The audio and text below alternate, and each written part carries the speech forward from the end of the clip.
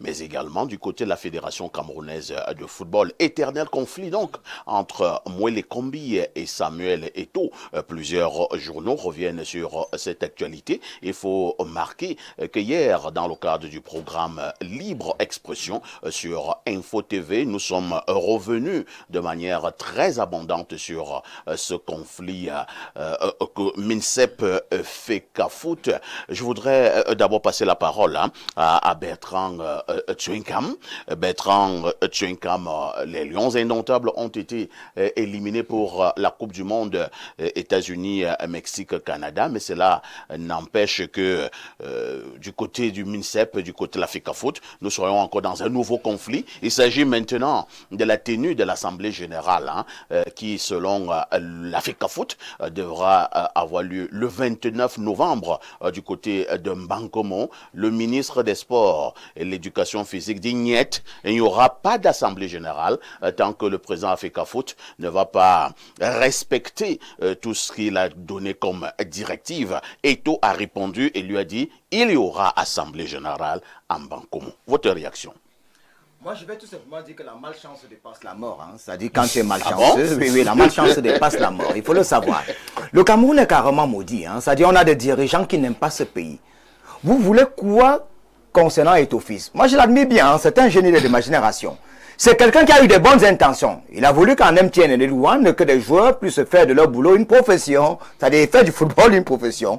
On a demandé que les présidents puissent payer leurs joueurs 200 000 francs CFA par mois, si j'ai bonne mémoire, parce que je ne suis pas spécialiste des questions de football. Il a dit qu'en MTN et Elite tout, les joueurs devaient avoir 100 000 francs par mois. Est-ce que ça a plu au président? Non. Tout pour eux, rien pour les autres. Eto'o-Fils avait tellement d'ambition qu'on a tout fait pour lui mettre les pots de banane. Alors, maintenant que le ministre lui a dit qu'il est le plus beau, il est intelligent, il est chef traditionnel, il a fait venir un coach, on a tout perdu. On a même tout fait même pour qu'on aille à la Coupe du Monde, on a même fait les rallonges, on a toujours échoué. Dans un certain moment dans la vie, même la nature nous parle.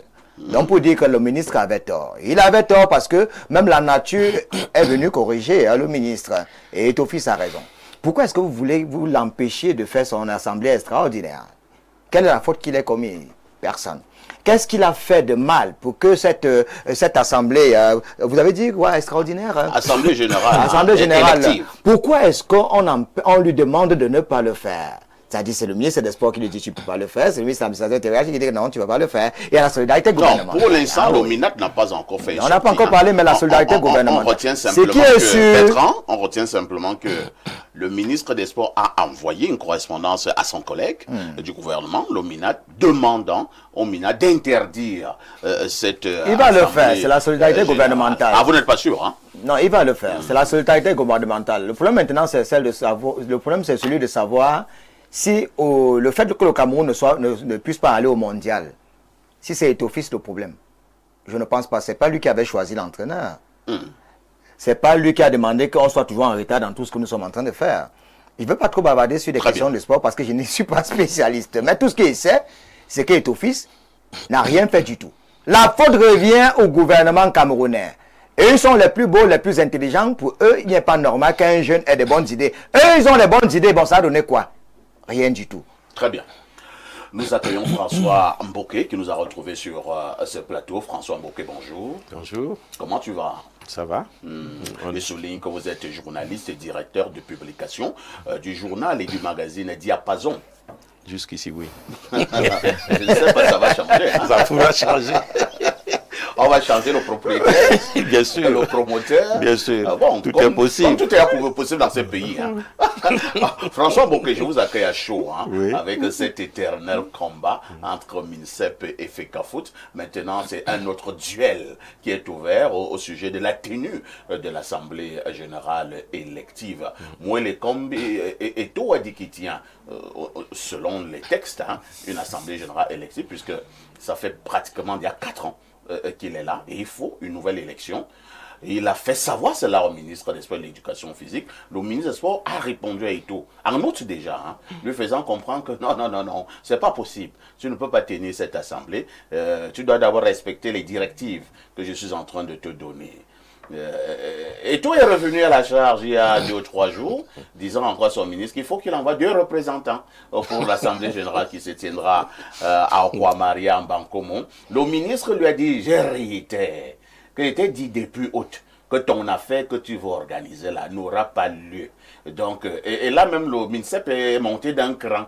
Il a attiré l'attention du MINAT pour interdire cette affaire. Du coup, nous tomberons encore dans cette éternelle situation, le respect des textes qui fait quoi? Est-ce qu'il est du devoir ou alors est-ce que le ministre a qualité d'interdire une assemblée générale de cette envergure? Est-ce que le président de la Fédé a justement les textes de son côté pour pouvoir tenir le processus électoral? Et je vous passe la parole. Merci bien, mais je dirais d'emblée que lorsqu'un homme perd la honte, il devient presque ou plus qu'un animal. Ah bon? Et ce n'est pas souhaitable pour le Grand Cameroun que nous avons. Qui est l'homme qui a perdu la honte? Ah ben vous allez les trouver. D'avoir encore des personnes qu'on pourrait qualifier de personnalités avec des petites qualités. Des personnalités avec des hautes personnalités avec des petites qualités. Oh là là. C'est déplorable. Samuel arrive. Et puis, je pourrais vous poser la question. Vraiment, je pense que le débat qui va suivre, que font-ils encore là? Les qui? Ces ministres dont on parle. Mais ils ont tous échoué. Ils ont été nommés. Nous sommes à 10 jours après la prestation de serment. En démocratie, tout le monde devait déjà avoir démissionné. En commençant par le Premier ministre. Mais le Premier ministre démissionne le 6, quand le chef de l'État les a reçus au palais, c'était un au revoir. Le 7, on devait déposer la démission. Exactement. Le score que le RDPC a eu et les échauffourées qu'on a eu sur le terrain prouvent à suffisance que ce gouvernement n'a pas rempli ses missions et a été sanctionné. Alors, si on est encore aujourd'hui avec ce gouvernement, ça veut dire qu'il y a quelque chose qui se passe. Ça veut dire que ceux qui nous disaient que Paul Biya, comme il est l'échantillon, on le met devant, dès qu'il gagne, on le remet à l'arrière et il continue de gérer les choses. Et je pense que c'est ce qu'on est en train de vivre là. Que font-ils encore là? Nous sommes tous des journalistes, nous voyons les cahiers de charge de chacun. Le ministre des Sports n'a que le football comme activité. Non. Oh. Mais vous ne pouvez pas comprendre que cette affaire est devenue une honte internationale pour le Cameroun. Ah oui.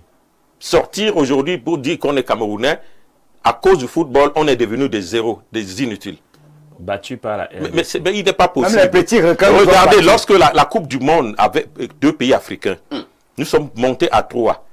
Et quand on arrive à 3, c'est grâce au Cameroun qu'on passe à 5 pays. Et maintenant, on passe à 9. C'est là où le Cameroun ne peut pas se qualifier. Au lieu que des gens se focalisent sur leur cahier de charge, ils viennent embêter des autres. Samuel Eto'o n'a jamais, il est arrivé, il a proposé ça, Rigobert Song. Nous sommes partis à la CAN, nous sommes partis à la Coupe du Monde, battant des pays que personne, que ceux qu'on a recrutés là, n'auraient jamais tapé. On a eu ce score-là. Mais donc, alors, lorsque vous avez fait des choix et vous avez échoué, vraiment la probité intellectuelle vous commande de dire j'ai échoué, je démissionne. Parce que si vous voulez entraîner des gens dans votre échec, vous pourrez vous faire casser la tête pour... Entre-temps, est-ce qu'il a qualité donc non, c'est pour cela qu'il... Voilà, vous avez vu que, ayant vu qu'il n'a pas qualité et que ça va se tenir, il essaie maintenant de demander le secours du MINAT, qui est le patron des associations. Attends, il veut manipuler le MINAT. Il veut manipuler Est-ce qu'on peut manipuler la Tanganyika? Le problème, c'est quoi? Il prétend qu'il a été saisi par certaines associations d'un certain nombre de problèmes. Mais est-ce que cela peut empêcher que qu'on ne fasse pas l'élection? Non. On fait l'élection si on se rend compte que au moment où on fait cette élection, puisque les cas seront en justice, et le ministre jusqu'ici des Sports n'a aucune qualité de juger une affaire au Cameroun.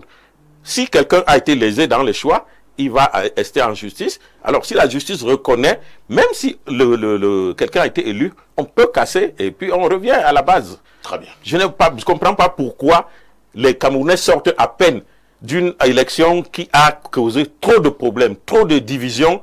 Un ministre revient encore nous plonger dans une autre affaire qui risque de causer encore 1000 divisions. Je pense qu'à un moment, on ne peut pas dire qu'on veut la paix et toujours pousser des gens à travailler contre la Pour une peste. première fois sur la planète Terre, le léopard a avalé le lion. Merci. Nous allons passer la parole à Alain Douk. Alain Douk, la question que je posais à mes panélistes hier sur libre expression était celle de savoir à qui la faute. Donc je te pose la même question, puisque ce problème reste d'actualité. Conflit actuel entre le MINSEP et le président de la FECAFOOT. À qui la faute? Je vais d'abord saluer le propos de mon aîné François qui nous a rappelé, en quelque sorte, les usages dans les véritables démocraties. Et malheureusement, François, nous n'en sommes pas une.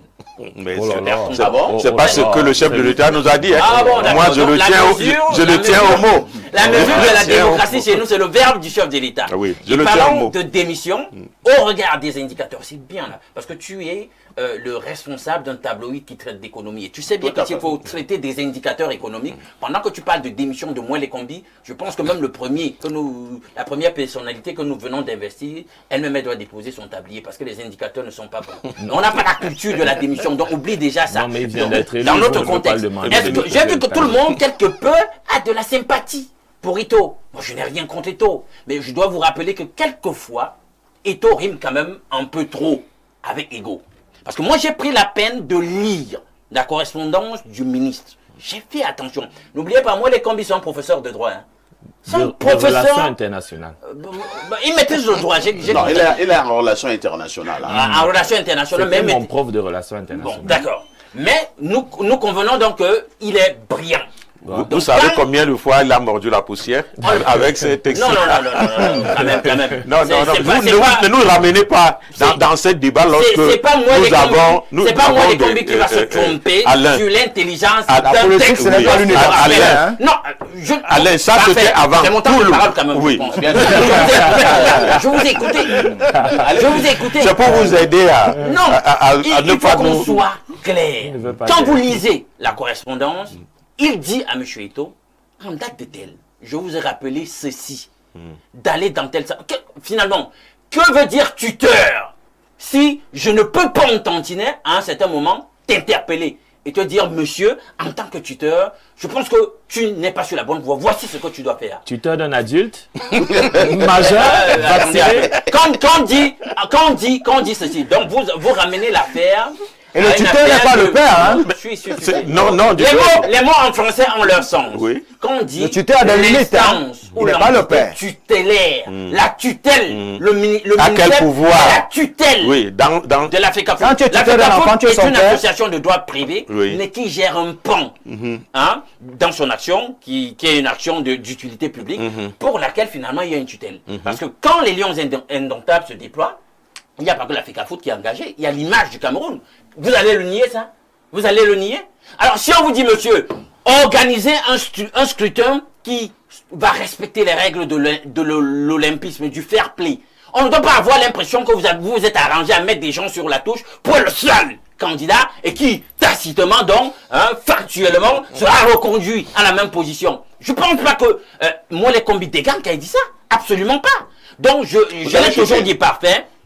Chacun doit rester à sa place. Est-ce qu'il y a des textes? Qu'est-ce que le texte dit? Je reste à ma place de ministre, donnons des orientations, nous collaborons. Je reconnais aussi qu'il y a une liberté quand même accordée à cette institution au niveau managérial et on reconnaît à quel niveau les libertés en question sont concédées. Chacun reste dans son rôle et on collabore. Et là, je constate qu'il y a un conflit d'ego. Et justement, quand je suis ton tuteur et qu'à un moment donné, tu me démontres que tu veux faire de la résistance, mon ego est blessé.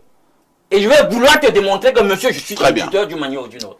Et si le tuteur lui-même a échoué? Non, la question n'est pas là. Également que le tuteur soit exemplaire. Le gouvernement a échoué. Là n'est pas la question. On attend que le tuteur soit également exemplaire. Moi, je reste dans le concept. Vous allez permettre également que Renaud puisse également coller un mot, puisqu'il n'est pas là pour le décor. Voilà. Alors, Renaud, Alain apporte d'autres précisions. Hein. Il parle de tutelle et il dit que la tutelle a un droit d'intervenir interpellation, un droit de regard, et ainsi de suite, ainsi de suite. Moi, je voudrais que nous restions au niveau des textes, qui a qualité à convoquer justement un processus électoral et à pouvoir le tenir. Non, on ne va même pas rester au niveau des textes parce que un juriste disait qu'il faut humaniser la loi. Vous voyez, on ne peut pas faire une loi pour les animaux. Tout à fait. Je commencerai d'abord à dire à mon cher aîné François Mboké que les membres du gouvernement vont vous dire que ce n'est pas le pire score de l'histoire de Paul Biya.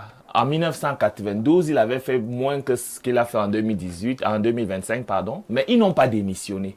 Donc, pourquoi vous leur demanderez de démissionner avec 53% quand le gouvernement n'avait pas démissionné avec 39%?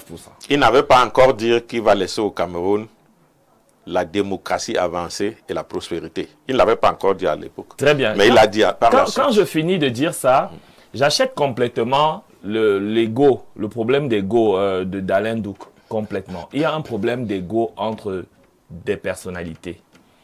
Mais vraiment, il faut qu'on sorte de la violence. C'est violent. Il faut qu'on sorte, on aille dans une sorte de désescalade. Parce que le nom de notre pays est traîné dans la boue, notre équipe nationale est traînée dans la boue. Maintenant, s'il faut attribuer des responsabilités, on va d'abord regarder du côté du ministère des Sports. Le problème que nous avons au football, on a eu le même problème au volleyball avec Julien Serge Aboué. Ce n'est même pas encore fini. Qu'on a décapité. On a eu les Lions de volley qui étaient triple champions d'Afrique venir perdre leur Coupe d'Afrique des Nations à domicile parce que l'on aura mal organisé la compétition et on aura joué à ce type de jeu-là avec les présidents. On nous a sorti un président du chapeau et puis on se retrouve dans des problèmes. Maguil est parti avec l'argent du Cameroun sans finir le stade.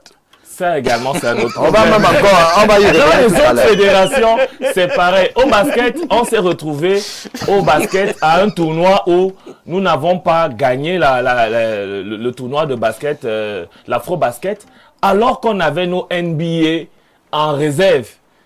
Le ministre des Sports ne pouvait pas aller nous chercher nos NBA pour que le nom du Cameroun soit en avant. On a laissé l'équipe au jeune Missi qui a à peine 22 ans, Yves. Le pauvre, que pouvait-il faire de plus que ce qu'il a déjà fait? Donc, je crois que le ministère des Sports, à un moment donné, il faut laisser les fédérations travailler. C'est pas nuire. Non, mais ça devient déjà quand même un peu embêtant. Hein? C'est pour cela que, et on va le dire certainement dans le prochain sujet, il nous faut un remaniement ministériel qui viendrait nous résoudre les problèmes. Pourquoi quand tu dis au ministre des Sports qu'il faut laisser les fédérations travailler, et du coup tu parles de remaniement ministériel? Non mais c'est clair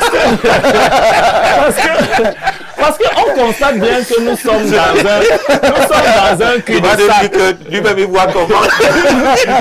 Nous sommes dans un cul de sac. On a deux personnalités qui se regardent en chien de faïence. Ouais, depuis plus de 3 ans. Depuis longtemps. Ils ont fractionné. Je vous rassure que ils sont en partie responsables de la crise post-électorale que nous avons eue. Ils ont fractionné le pays de manière violente entre Églisiens et Hibou. Des violentes fractions se sont installées dans le pays à cause de cette affaire. Et des gens qui vous parlent de paix tout le temps. Et ça s'est traduit par la suite, après la crise post-électorale, les gens étaient déjà haineux. Les gens ne s'aimaient plus dans les foyers. Un mari déteste sa femme parce que c'était etc. C'est pas l'histoire. Vous imaginez si le Cameroun avait gagné récemment, la joie que ça aurait pu nous apporter? On oubliait même. Mais il nous a rendu. Je veux juste dire une dernière chose. Et nous avec le remaniement que l'on emporte Marc Brice. Vraiment, ce coach n'a pas de direction. On se plaignait de Somba Anak qui... Quelqu'un m'a dit l'autre jour qu'on regrette son. Mais Magnan est mieux. Magnan est largement mieux. On regrette son. Mais ce monsieur, on n'a jamais joué 2 matchs avec la même composition d'équipe. Il nous fait le chantage. 2 matchs avec le même dispositif. Renaud, le jeu fait nul, il fait le chantage. Quand on parle des compétences, d'accord, en tant que coach de football au Cameroun, Rigobert n'est pas le meilleur. Hein. Je tiens à vous le dire, il faut que ce soit clair. Il a commencé à coacher quand prénom. Non, je ne suis pas. Je suis pour qu'on chasse Alain, vous ne pouvez pas comparer Alain. Comparer des gens de même niveau.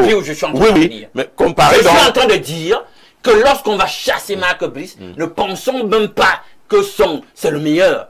Je dis qu'on a des coachs qui peuvent faire le boulot ici. Qu'on les prenne donc. Qu'on les prenne. Merci, c'est ce que je suis en train de dire. De toutes les façons, nous allons continuer à suivre de manière très attentive ce conflit.